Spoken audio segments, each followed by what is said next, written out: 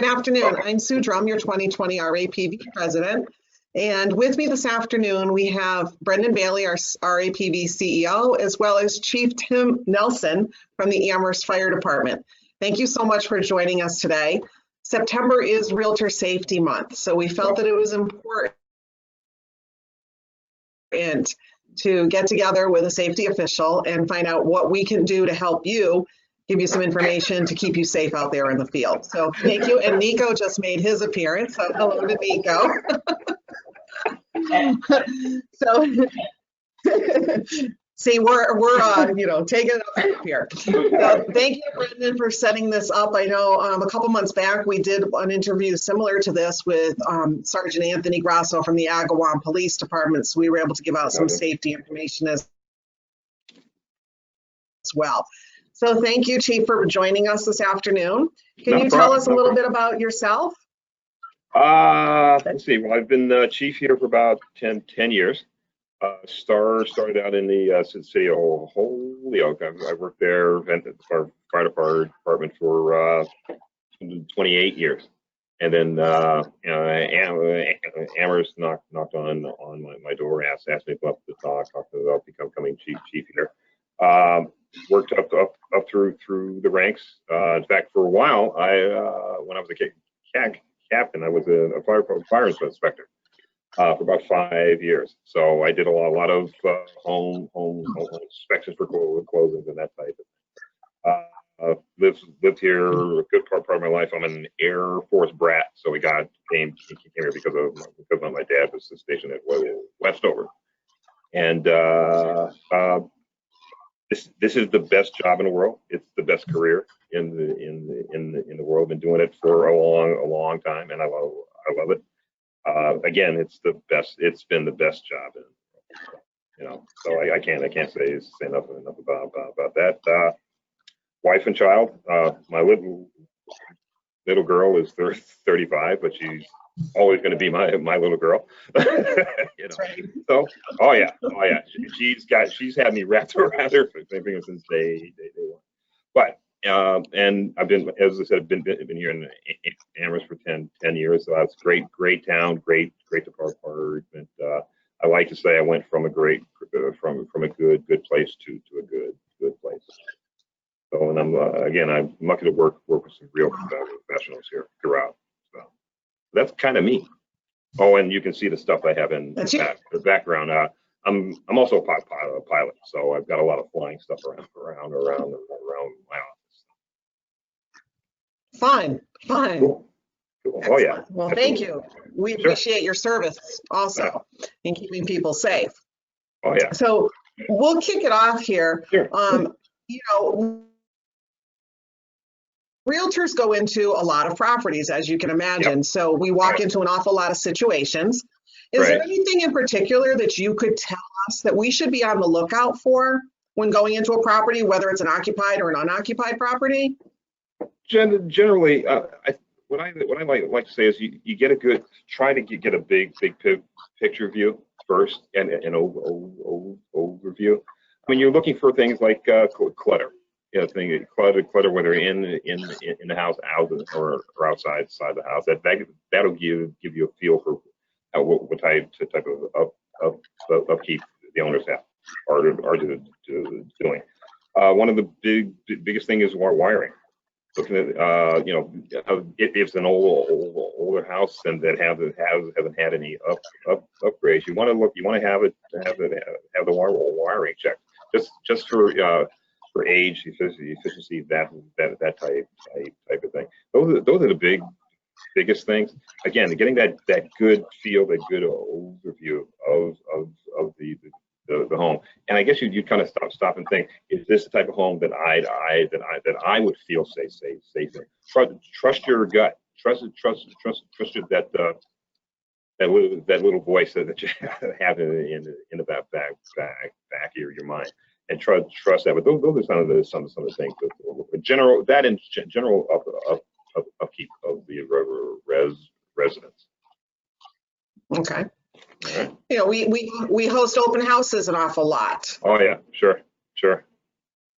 So we have, people that we don't know coming through the house. What should we look for in the house, making sure that it has certain things, or is it okay to have a nice cozy fire in the fireplace during an open house? What would you suggest? Cozy fires are nice, but unless you can certify that the fireplace has been inspected and cleaned recently, I wouldn't do it, because you never know. Because one of the things with fireplace and chimney system is that you can get buildup of creosote if it hasn't been cleaned in a while, and you can get cracks in the chimney itself. Dirty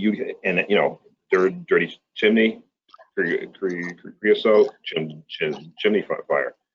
Now a good chimney will keep it contained, but if it's got cracks and that type of thing, the fire can leach out into the home itself, and then you've got a bigger problem. So unless you can be sure that it's been inspected for safety and it's been clean, fake fire is good. Just plug it in, So, and other things, I know some folks like candles for ambiance and just make it that, or or you want to have fresh cooked brownies and cookies, just so that smell is kind of wafting through the house. That's all well and good, but one of the biggest hazards are candles over the plan, and especially with you have folks coming in through the house, bumping into things and that type of thing. That in itself can cause a hazard. So you don't the battery operated ones are fine. They're safer and that type. I stay away from open flames, that type of thing. I don't know if folks want to be baking or cooking. Just again to have those nice aromas wafting through. You don't want to do that during an open house, because you're going to be pulled away. And one of our big problems is unattended cooking or baking, that type thing. So you want to stay away from that. I don't know, spray a little Febreze around or something like that, but that'll work. So that type of thing. And again, what? It's common sense. Really, it's just kind of stop and think. Okay, what would scare me? What would I be afraid of in my own home, and kind of translate that to the home trying to stop. So. Right. Okay, I think we'll leave the baking of chocolate chip cookies and stuff to the homeowner before we get the Sure. nice aroma happening in the house and not have anybody in danger. Gotcha. or gotcha. Some of us shouldn't be near an oven anyway, but yeah. So not true though, right, Brendan? So from a realtor standpoint, what other things, would you suggest when we're going to a property? The property's vacant. There is no working smoke detectors. There's no working carbon monoxide detectors in the house. We've had instances where we've gone to show a property. There's no electricity on in the house, and all of a sudden you hear water running and the basement is flooded. Would you recommend, what does the realtor do? Does the realtor go down there and try and shut that water main off? And if they do, what kind of dangers are they facing? You know what? That's what we're here for. That's what your DPW is there for. That's what your water department is there for. Anything that's untoward like that, don't take a chance and try to fix it yourself. Give us a call. Generally, folks will call the fire department for a water leak and electrical problem, all that kind of stuff, and we'll show up. And if we can't fix it, we'll find the folks that can. You don't want to put yourself in a position where you can get hurt. You don't want to do that. all right, that type of thing. And for smoke detectors, you know, if you know, say the house doesn't have like electricity or something like that, you know, bring along a couple of battery operated ones and slap them up are fine, because it's an unoccupied home. I mean, you know, you do the best you can. And in fact, you know, something like that, don't be afraid to call your local fire inspector for advice. They're more than willing to, you know, I mean, we'll come out and take a look and recommend where you need to place the detectors, smoke and carbon monoxide. One of the things I like to say is that, you know, we're not the bad guys here. We want you to sell the house as much as you want to sell the house. But one of the things is give us a call.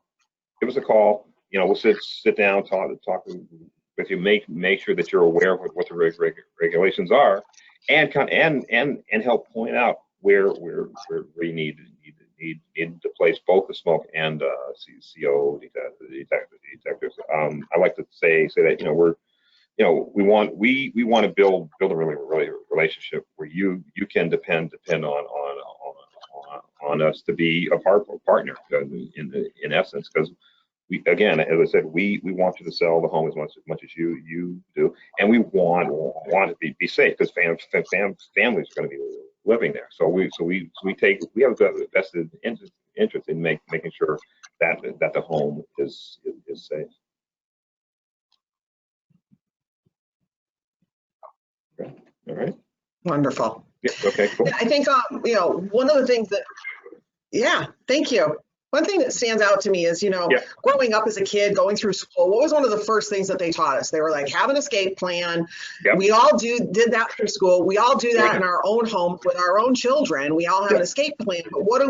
We all, as realtors, go into strange homes. We have no idea what that floor plan is. We don't really develop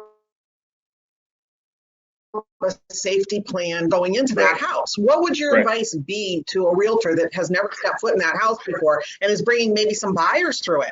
Would you recommend they go in there ahead of time, trying to scope it out? You know what? It doesn't take long, and it doesn't take a lot of work. So a simple walk around the house, walk around the perimeter. Take a look and say, okay, if I had to get out of this house quickly, how would I do that? You kind of, you know, and just make quick notes on where the windows are in relation to the rooms that are in the house. If it has a deck, is there, you know, because some folks might think, well, gee, it's too far a drop for me to come out of a window. But if there's a deck right there, there's not that much of a drop. So take a, you know, do the perimeter first, and then take a quick walk through the house. One thing about humans, they tend to try and get out the same way they came in. So if you came in through the front door, you have it set in your mind. If I need to get out, I have to get out through the front door. That's why on when you fly commercially, they always say you need to look for the closest exit, not necessarily one when you came in, because there have been studies done where folks have walked past a perfectly good exit, trying to get out the way they came in. So just take a nice stroll through the home, and just take a look. Okay, if I had to get out in seconds, where would I go? And make notes. And, you know, I guess it's a judgment call if you want to share that with the folks that you're showing the home to. You know, because you don't want to scare them unnecessarily. But it could be you know, selling point too, that it's got, you know, there are good direct pathways from every point of the house to an exit, that type of thing.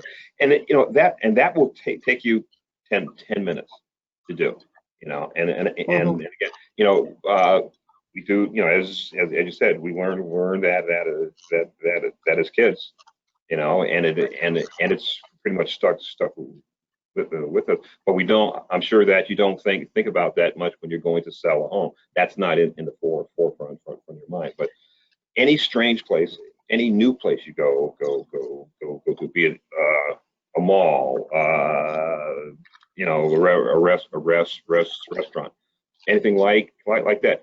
Take those two minutes or so. Just take a look around and say, okay, if I had to get out of here, where to go? You always find two ways out. So, okay. Yes, definitely. Cool. One of the things in our job, obviously, is when we're selling a property, one of the final steps is to have that fire department inspection done for the smoke and carbon monoxide detectors. Yep. What I think that, you know, some of us forget is when we're actually listing a property is to take a look up and see, you know, in our experience, do those look like they're not within code? Right. That would be the opportunity to have that conversation with the homeowner and say, you know, why don't you try getting these updated now? I know you're going to have an inspection in 6 or 8 weeks. Right. Or however long before we sell the property. Right. But I'm concerned about your safety as the homeowner. Absolutely. You don't have the proper ones here. Right. With the fire department, you know, work with that homeowner to make sure that they're putting in the proper ones rather than them going to their local box store and just buying what they think they need. Absolutely. And protect them. Absolutely. And that's why I said earlier, we welcome those calls. You know, we'll and here in Amherst, we'll go out to, you know, if the homeowner is concerned about that, we'll go out and say, okay, this is what you need, and this is where you need to put them. Again, we want folks to have a safe home. That's where they spend the majority of their time. So yes, we'll come out and do that prior to a sale. One of the things, our rule of thumb is if your detectors are more than 10 years old, they should be changed out. So that's one of our standards. So, but yeah, anyone that needs, you know, if you're just not sure, call us. Just give us a call. We're more than happy to help out. Well, we know those detectors are our first line of defense, so absolutely. They really should be updated. Absolutely. Current. Absolutely. Do you know if there's still any programs available to our older homeowners? Like, I know that in the past, you know, the Red Cross would go out and install smoke detectors, carbon monoxide detectors into these properties. Yeah, the red. Do you know if they're still offering that service? Yeah, well, the Red Cross does. That's sort of been put on the back burning out with the pandemic. But yes, that's one of the big Red Cross programs, and it's a great program. I'm kind of biased because I sit on the board of directors for the Red Cross, so it's a good program. So we'll, you know, and again, we'll have to see how things pan out in the next, say, six months or so, where we go with the pandemic. As I'm sure with you, it's affected pretty much every facet of our lives. So that's, you know, that right now, that is the determining factor. So for us, you know, the next step is the, you know, if you need assistance in what to get and where to put them, give us a call. Okay, great. Could you think of any kind of hazardous materials or things like that an agent should be concerned about if they go into a property or see something in the yard, or there should be a red flag for them? You know, any kind of clutter, you know, that seems to be just, if they laying around the yard or a basement. Don't come and look at my basement. It's kind of a mess, but you know, but yeah, that type of thing. Big thing is household projects. If you know, everybody does some stuff around the house and this and that. But if you're seeing a lot of storage of chemicals, or you know, in any petroleum products, I mean, we all have some of that. But there are a lot of folks that just, they never throw things away, and you have residual amounts of all kinds of chemicals and that type of thing. That's one of those red flag things. We're always concerned about storage and safe storage. That is the key. And if you know, you'll find that folks that are doing a lot of home projects tend to store a lot of stuff, and some of that stuff, yeah, can be hazardous. So kind of be on the look out for that. And again, you stop and think, you put yourself in their shoes. You know, how would you, or where would you feel more safe? What conditions would you feel safer? You know, yeah, we're all going to store stuff, but do we need that much? And is the storage safe? Most petroleum products and chemicals, they need to be in a cool, dry space. You know, so if they're out in the shed, or and it's hot or something like that, you know, fumes, that type of thing. So you got to kind of be looking at things like that. Yeah, we don't want to see cans of paint thinner and gallons of gasoline stored in the basement of the furnace, right? Right. Yeah, and that and we laugh, but I can't tell you how many times in my career we've seen things like that, and you go, how could you do that? And they say, well, I've been doing it for years, and nothing happened. But it just takes one. It just takes one time. And again, it goes back to common sense. Do I need to store all these hazardous items next to my furnace, or in my house, or something like that? Do you really need to do that? And it's really, again, a step back, get that big picture, and say, does this really make sense? And if it doesn't pass that test, then you need to make some type of adjustment. Excellent. So we've talked a lot about fire dangers, and you know, risks involved with all of that. But I'm going to change gears just a little bit here, because something probably people wouldn't think of would be properties that have natural gas in them. Yeah. Now, natural gas, I'm taught that it's blended with a scent, so that you can actually Right. So what should we look for with that? And if we were to walk into a property and we smell natural gas, what should we do? Okay, well, I'll take this the second part first. First thing is, well, you leave. You know, if you smell it, you leave. Okay, and then you dial 911. Get the fire department on the way, and what we'll do is come out, check it. We have metering devices, and if we find a leak, we generally we'll call the gas company in conjunction with our response. Okay. One of the good things is that the amount of mercaptan or whatever that they add, the odorant that they add, it's got a low odor threshold. So you don't need a lot in the air to smell it. And why that's good is that you can smell it while a leak, say, is still small, a small leak. Okay, so you have time to leave the premises and have help coming to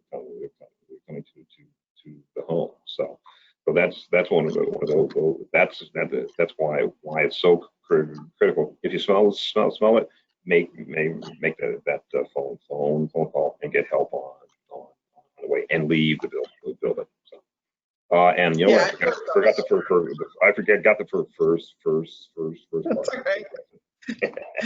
I was just going to say, you know, we were taught, you know, you don't make the phone call from inside the house. You don't turn on any light switches. Yeah. You don't want to create any sort of a chance for a spark, right? You don't, and that's true. And that's why I said the first thing you do, you leave the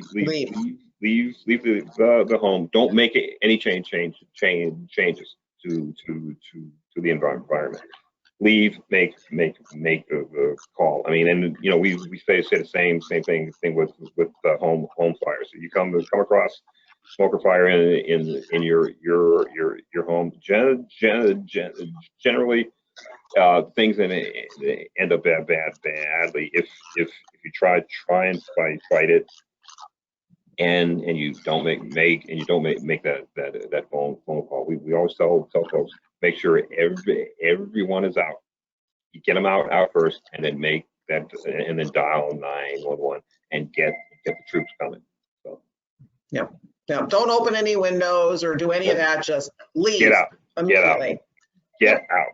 Get out. And that's the thing, because you know, a lot of times we end up, you know, folks say, well, I can do this, I can do that, and then we end up having to show up and go in and rescue them.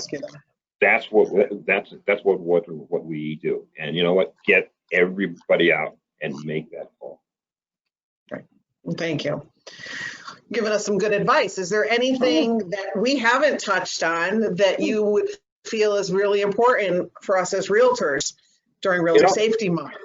You know, I think we hit on all those good points. I mean, I would say, you know, just use common sense. Use that, you know, just when you go into a house for the first time, stop, take a minute or two, and say, okay, how would I feel safe if this were my house? How would I feel safe if my family was here? And kind of put yourself in that position, and then, and again, take that walk around. Again, it's only going to take you 10 minutes or so.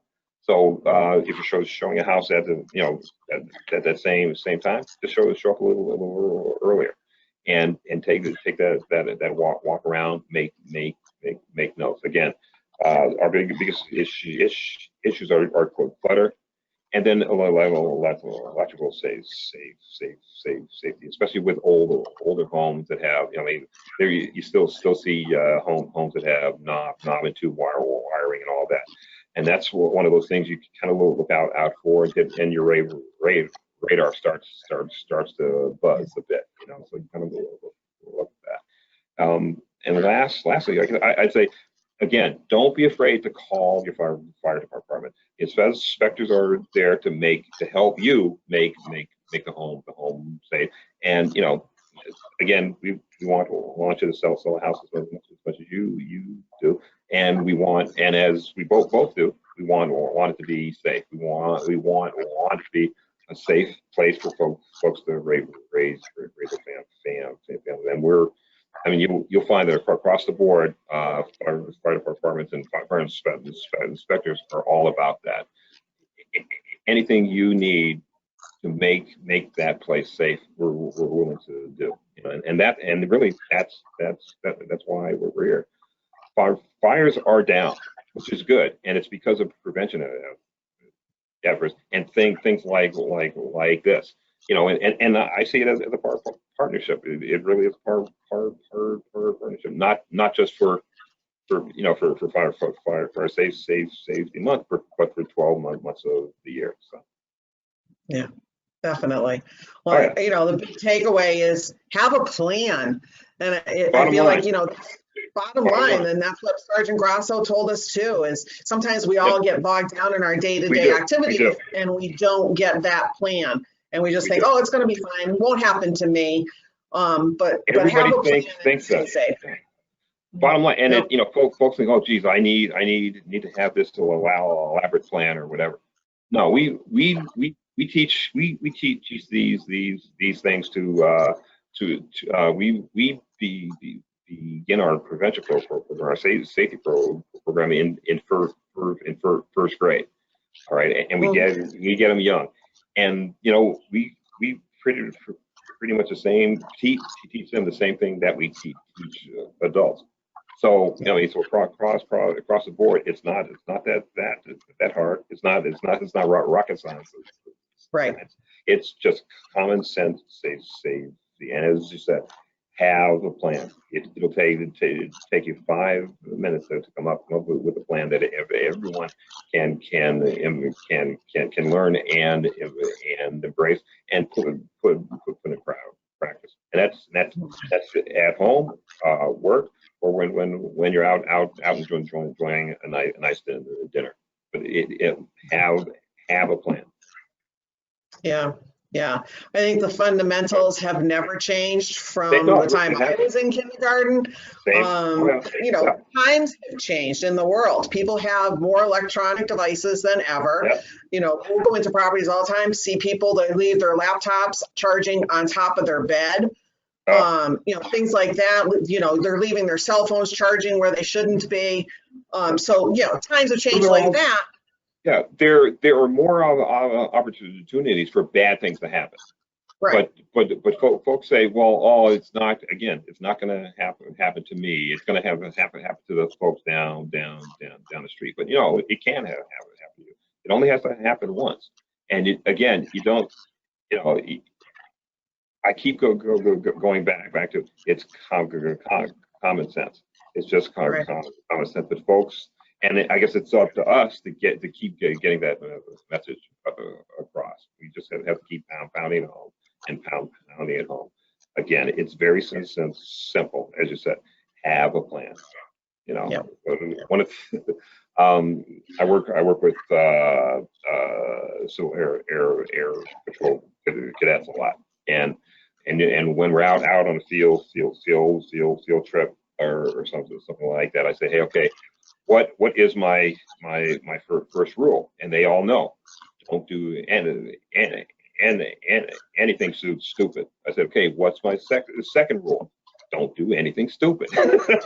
You know, I mean, it's simple and fun and funny, but it's true. You know, just use common sense and have a plan. Really have a plan. You know, we can all do that. And you know what? It's not just going to take care of you. It's going to take care of those that are close to you and mean the world to you. Because what we say here is first and foremost, we take care of each other first, and which will allow us to take care of everyone else. So if we all kind of adopt that, our little part of the world might be a little bit better place. Yep, true statement. Well, thank you very much. Brendan, is there anything you would like to add at all today? Other than a heartfelt thank you. I mean, the fire department is an integral piece of real estate and our members, what they do day in and day out, and whether it's their own safety of their clients, or safety of the neighborhood, right? You know, so much. That is, it really is. It happens at one house and then it leads to another, and next thing you know, there's a real issue going on. So everyone does their small part. Right. Yeah. The ripples, right? The ripple effect. It does. It really does. It really does. You help. It just kind of grows one after another. Exactly. One home after another. Sure. So really, just a heartfelt thank you to you. My pleasure. And Sue, always, for doing a great job hosting this interview. So what we'll do is, this is great. Thank you guys so much for doing this. Thank you. We will hit stop record, and then we'll send this over to my communications director, and this will probably be part of our Friday communications that go out to everybody. We'll put it on social media, stuff like that. So great. No, this is great. You know, like as I said, feel free to reach out. Actually, we have a program that we tailored for realtors about everything that we talked about, and we can scale it down or up depending on your audience. So that's something. Feel free. We'd love to do something like that. So as long as you bring the cat. Okay, bring the cat. We'll show up. Okay. Wonderful. Okay.